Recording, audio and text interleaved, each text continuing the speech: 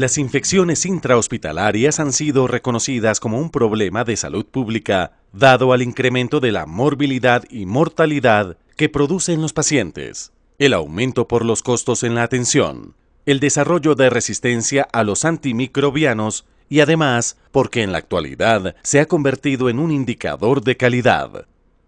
En este video se describen las dos medidas más importantes para la prevención de las infecciones intrahospitalarias, como son el lavado de manos y los aislamientos hospitalarios. Un gran número de pacientes que ingresan a nuestra institución requieren medidas especiales de aislamiento, ya sea por su enfermedad de base o por el tipo de antibiótico que estén recibiendo. El aislamiento de los pacientes tiene como objetivo reducir el riesgo de transmisión de infecciones entre pacientes y entre personal y pacientes, interrumpiendo la vía de transmisión. Este aislamiento consiste en la separación de las personas infectadas o colonizadas de personas susceptibles durante el tiempo que se pueda transmitir la enfermedad, en lugares y bajo condiciones que eviten y limiten las transmisiones de agentes infecciosos. Actualmente existen dos grupos de precauciones de aislamiento: las precauciones estándar y las precauciones según la vía de transmisión. Precauciones estándar son el conjunto de técnicas y procedimientos destinados a proteger al trabajador de las posibles infecciones durante las actividades de atención a pacientes o durante el trabajo con fluidos corporales o tejidos corporales. Todos los pacientes y sus fluidos corporales, independientemente del diagnóstico, deberán ser considerados como potencialmente infectantes y se deben tomar las precauciones necesarias para prevenir que ocurra transmisión. Estas son: lavado de manos. Es la medida más importante para prevenir la transmisión cruzada de microorganismos y las infecciones intrahospitalarias. Se debe realizar en los siguientes 5 momentos. Momento número 1. Antes del contacto con el paciente. Al saludarlo, levantarlo, tomarle el pulso, la temperatura, entre otros.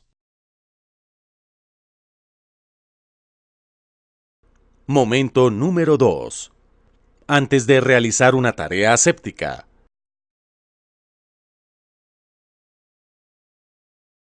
Al hacer inserción de catéteres, aspiración de secreciones, curación de heridas, etc.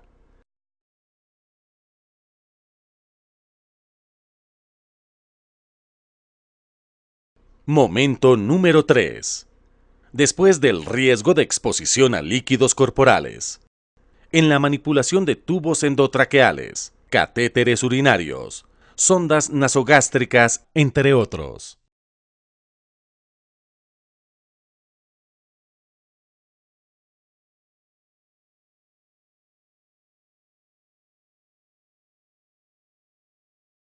Momento número 4. Después del contacto con el paciente. Al bañarlo, hacer palpación abdominal, auscultación del tórax, etc.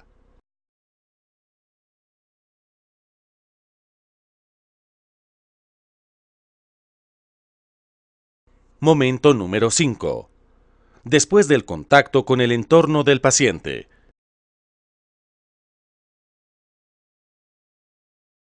En la manipulación de monitores, cambiar velocidad de goteos, arreglo de unidad, entre otros.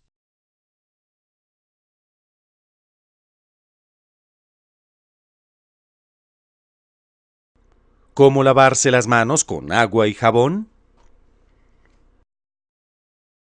Mójese las manos con agua. Deposite en la palma de la mano una cantidad de jabón suficiente para cubrir todas las superficies. Frótese las palmas de las manos entre sí.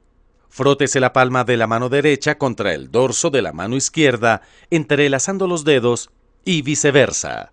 Frótese las palmas de las manos entre sí con los dedos entrelazados. Frótese el dorso de los dedos de una mano con la palma de la mano opuesta, agarrándose los dedos. Frótese con un movimiento de rotación el pulgar izquierdo, rodeándolo con la palma de la mano derecha y viceversa. Frótese la punta de los dedos de la mano derecha contra la palma de la mano izquierda, haciendo un movimiento de rotación y viceversa. Enjuáguese las manos con agua.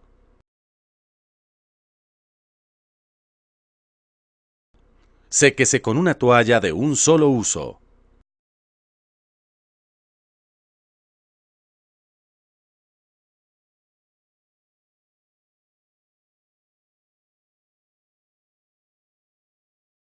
Ahora sus manos son seguras. ¿Cómo limpiarse las manos con alcohol glicerinado? Deposite en la palma de la mano una cantidad de producto suficiente para cubrir todas las superficies. Frótese las palmas de las manos entre sí. Frótese la palma de la mano derecha contra el dorso de la mano izquierda, entrelazando los dedos y viceversa. Frótese las palmas de las manos entre sí con los dedos entrelazados. Frótese el dorso de los dedos de una mano con la palma de la mano opuesta, agarrándose los dedos. Frótese con un movimiento de rotación el pulgar izquierdo, rodeándolo con la palma de la mano derecha y viceversa. Frótese la punta de los dedos de la mano derecha contra la palma de la mano izquierda, haciendo un movimiento de rotación y viceversa. Una vez secas, sus manos son seguras.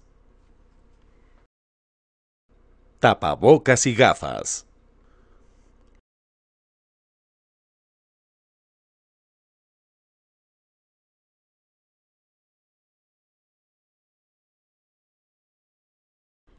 Estos elementos se utilizan para proteger las membranas mucosas de los ojos, nariz, boca, durante procedimientos y actividades de cuidado que probablemente generen salpicaduras de fluidos orgánicos, secreciones y excreciones, como por ejemplo en procedimientos invasivos, quirúrgicos, procedimientos dentales. Recuerde, el tapabocas debe cubrir la boca y la nariz. Bata.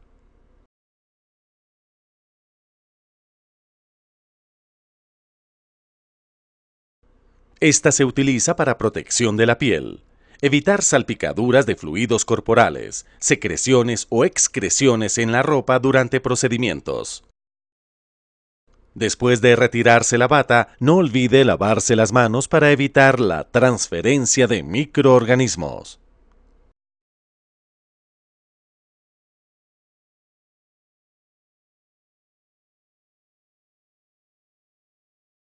Guantes.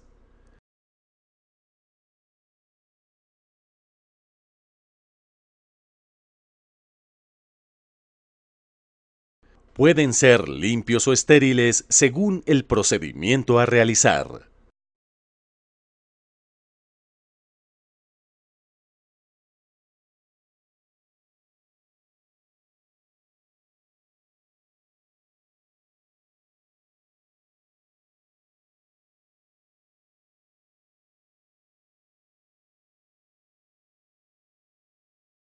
Se deben utilizar en contacto con sangre o fluidos corporales, piel no intacta, membranas mucosas. Después de haber tenido contacto con material que pueda contener alta concentración de microorganismos, los guantes deben ser cambiados entre las tareas y procedimientos en el mismo paciente. Después de su uso, retirárselos inmediatamente y realizar lavado de manos. Recuerde, el uso de guantes no reemplaza el lavado de las manos. Manejo adecuado de elementos cortopunzantes. Deseche los cortopunzantes en recipientes adecuados.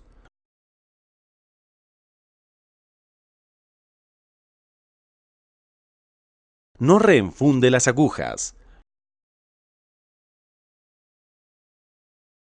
No deseche los cortopunzantes en las bolsas para la basura. Transporte del paciente. Es importante limitar al máximo el traslado de pacientes infectados o colonizados con gérmenes resistentes. Si esto es necesario, Se deben utilizar los elementos de barrera según el mecanismo de transmisión. Igualmente, es necesario advertir al personal del área donde va a ser trasladado el paciente para que se tengan las precauciones necesarias. Precauciones según la vía de transmisión. Estas precauciones están diseñadas para el cuidado de los pacientes en quienes se sospecha infección por gérmenes altamente transmisibles. También para pacientes que estén tratados con antibióticos de amplio espectro y que puedan generar resistencia bacteriana. Las vías de transmisión son: contacto, precauciones por contacto; gota, precauciones por gotas; aérea, precauciones por aerosol; precauciones por contacto. Los microorganismos se pueden transferir de un reservorio a un huésped susceptible por contacto directo persona a persona o por contacto indirecto por medio de las manos del personal o artículos contaminados. En este tipo de aislamiento se agrupan las enfermedades entéricas, enfermedades de piel, heridas e infecciones de gérmenes multiresistentes que amerita el uso de antibióticos de amplio espectro. Recomendaciones. Además de las precauciones estándar, es necesario el lavado de manos con jabón antibacteriano o alcohol glicerinado antes y después de tener contacto con el paciente. Uso de bata y guantes en todos los casos de manipulación para el cuidado del paciente.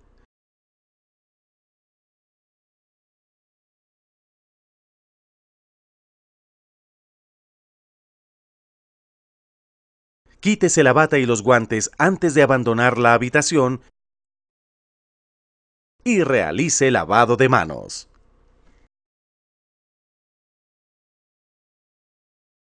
Precauciones por gotas.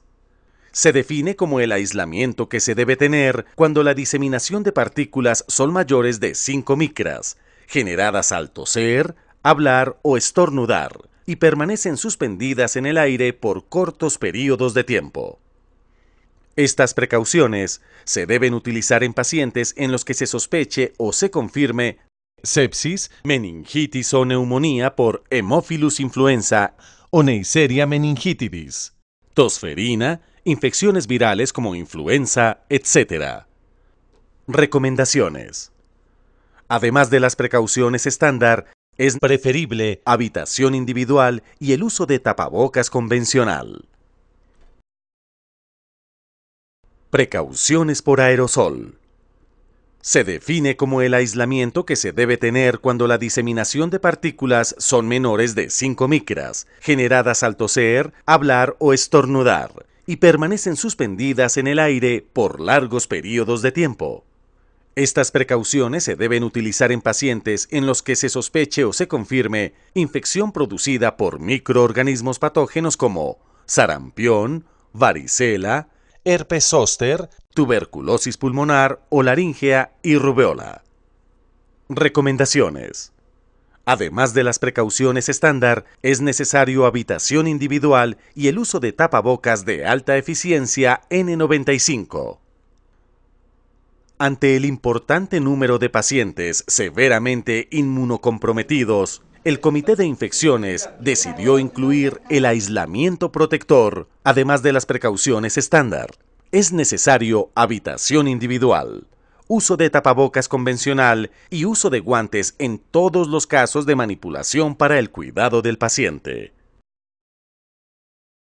Agradecemos su atención y los invitamos a participar activamente en la prevención de las infecciones intrahospitalarias.